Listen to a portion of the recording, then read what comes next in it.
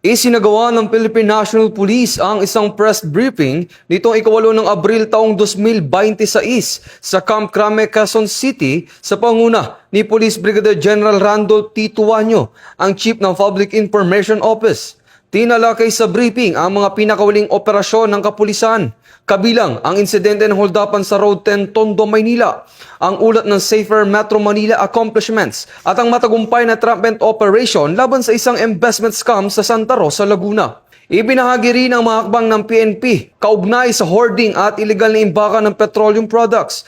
Kabilang dito ang pagkakadiskubre ng iligal na imbakan ng diesel sa isang residential area sa Quezon City at pagkakaresto naman ng 9 na individual sa nabotas dahil sa iligal na kalakalan ng produktong petrolyo.